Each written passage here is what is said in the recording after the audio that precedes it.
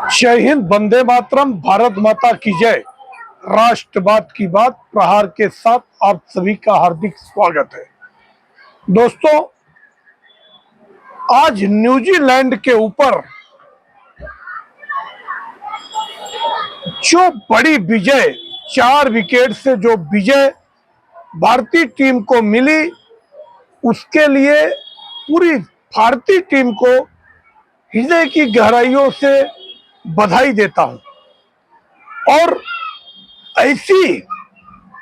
ऐसा कोई क्षण नहीं आया जबकि ऐसा लगा हो कि अब गेम भारत के हाथ से निकल गया हो।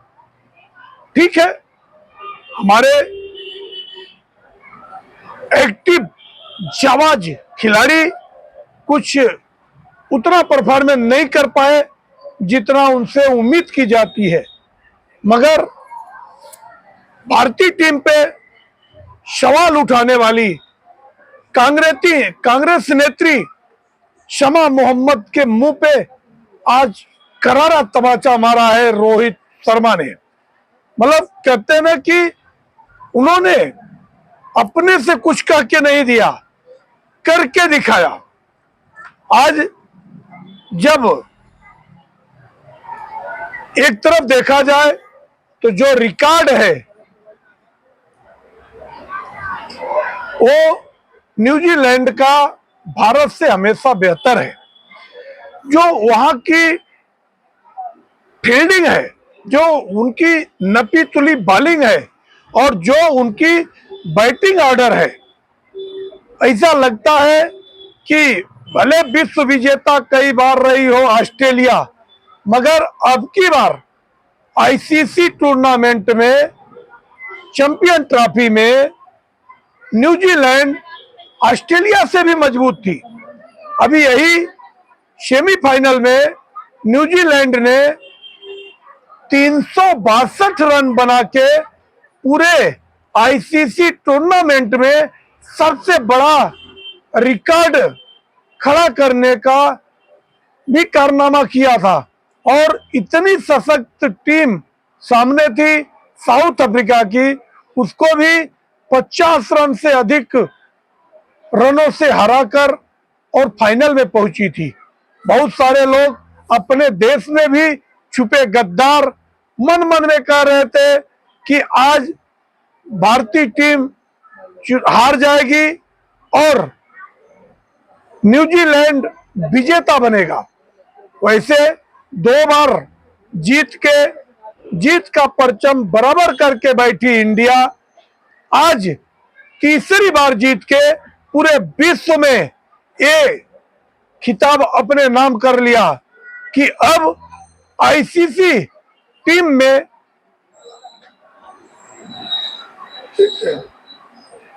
चैंपियन ट्रॉफी तीसरी बार अपने नाम करने वाला भारत पहला देश बन गया। अब आते हैं थोड़े से समरी पे कि जब शुरुआत हुआ, टॉस जीत के पहले कहा जाता है जो टॉस जीत के पहले बैटिंग करेगा जीत उसी की पक्की होगी। जैसे पिछली बार भी न्यूजीलैंड ने टॉस खेल के जीत के बैटिंग किया और 362 रन का विशाल स्कोर खड़ा किया। उसका पीछा करते हुए ट्रेलिंग में पीछे रह गई, क्योंकि 312 रन पे ही ऑल आउट हो गई थी साउथ अफ्रीका और 50 रन के बड़े स्कोर से हार का सामना करना पड़ा। तो अब की बार ऐसा, जिस हिसाब से पिच का सिचुएशन है, ऐसा लग रहा था कि रात को ज्यादा टर्न लेगा। और जैसा जब इनिंग शुरुआत हुई तो पेस बॉलर हमारे नहीं चल पाए और हार्दिक पांड्या जो निराश किए, उनको एक ही ओवर में 16 रन देना पड़ा। ये बहुत भारी पड़ गया, मगर बाद में जैसे ही धवन,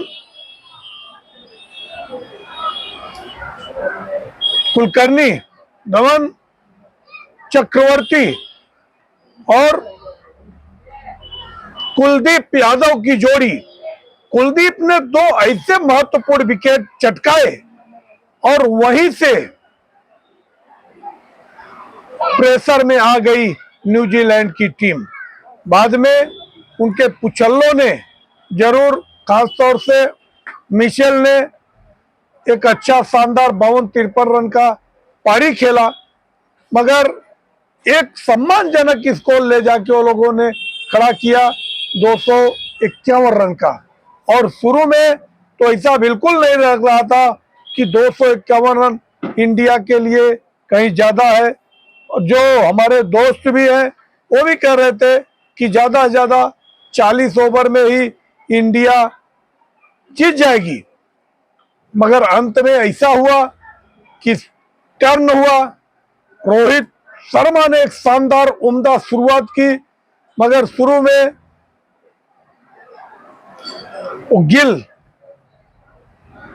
शुभमन गिल जैसे ही 105 रन बना, शुभमन गिल का छक्का मारने के चक्कर में विकेट चला गया। और टर्निंग पॉइंट तो तब आया कि जैसे ही आए विराट कोहली, और विराट कोहली पहले ही गेंद पे DRS बोल्ड हो गए, LBW। ये सारे जितने भी क्रिकेट प्रेमी हैं, उस समय लग रहा था कि जिस हिसाब से फॉर्म में नहीं है रोहित शर्मा, अब जीत पाना बहुत मुश्किल है। मगर लोगों के जो सुबह ही काशी विश्वनाथ में विधिवत हवन पूजन हुआ था बाबा विश्वनाथ के धाम में, और कुछ मस्जिदों में भी दुआएं हुई थी, तो लोगों की दुआएं कबूल हुई। और बाद में जैसे ही श्रेयस अय्यर, मैंने कहा भी कि श्रेयस अय्यर और KL राहुल, ये दो ऐसे हमारे पास मिस्टर दीवाल है कि जो हमें रोहित शर्मा और किंग कोहली की कमी को खलने नहीं देंगे। और ऐसे हुआ कि अंत में इन दो जाबाज शेरों ने कमान संभाला, और ऐसे विपरीत सिचुएशन में श्रेयस अय्यर ने एक 48 रन की शानदार पारी खेली। हमने कहा भी था कि 50 रन तक अगर श्रेयस अय्यर खेलता है और अक्षर पटेल 30 रन बनाएगा, तो हमें लगता है कि हम इस सिचुएशन से निकल जाएंगे। और वैसे हुआ, 28 रन की पारी अक्षर पटेल ने खेली और 48 रन की पारी श्रेयस अय्यर ने खेला। बाद में जब जैसे ही KL राहुल आए, तो उनके कंधे पे जिम्मेदारी थी, और गए जिम्मेदाराना शॉट खेलने के लिए रोहित पांड्या। तो पांड्या, हार्दिक पांड्या तो जाने जाते हैं, फिर भी उन्होंने अपना काम किया। 19 गेंद में 18 रन बनाकर एक जो जरूरत थी वो जरूरत को पूरा किया, मगर दूसरे छोर पे अपनी जिम्मेदारी पे खड़े रहे KL राहुल। एक शानदार पारी खेले 35-36 रन की, और जो बची खोची थी उसके लिए जडेजा शर ने अपना बखूबी रोल निभाया। और तो रविंद्र जडेजा सर ने उम्दा पारी खेल के, और KL राहुल और रविंद्र जडेजा ने सम्मानजनक जीत दिलाई।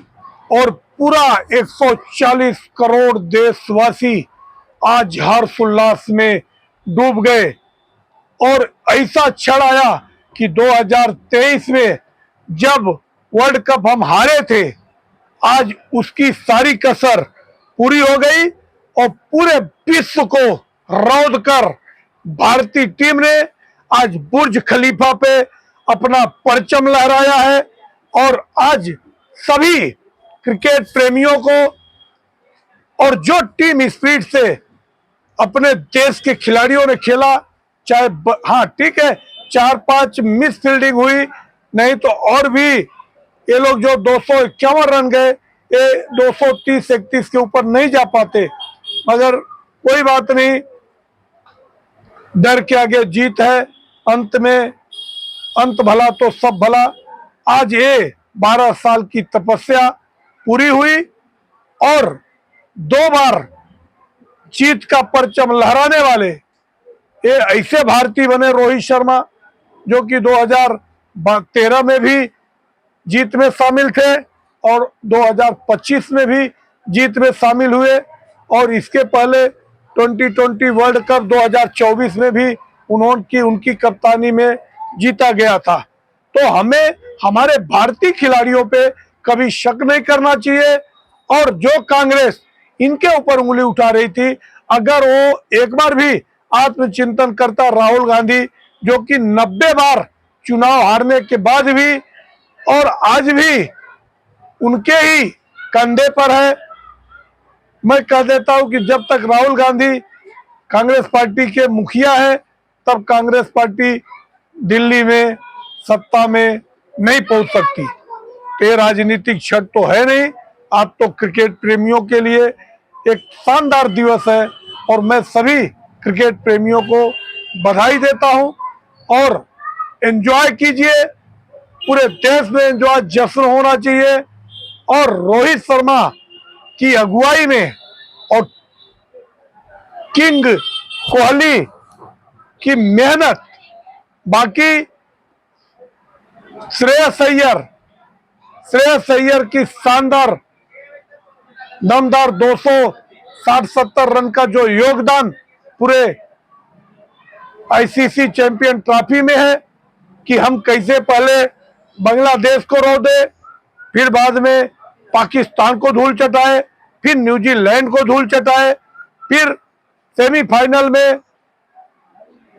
कंगारुओं को धूल चटा के 2023 का बदला लिया, और आज ब्लैक कैट को हराकर विश्व विजेता बने हैं। और सभी सनातनियों को, सारे देशवासियों को जीत की हार्दिक बधाई और मंगलमय शुभकामना। आप लोगों को अगर हमारे कंटेंट पसंद आए तो आप चैनल को सब्सक्राइब करें और दोस्तों तक शेयर करें, और आइकन बटन दबाना न भूलें, जिससे हमारे नए अपडेट आपको मिलते रहे। धन्यवाद।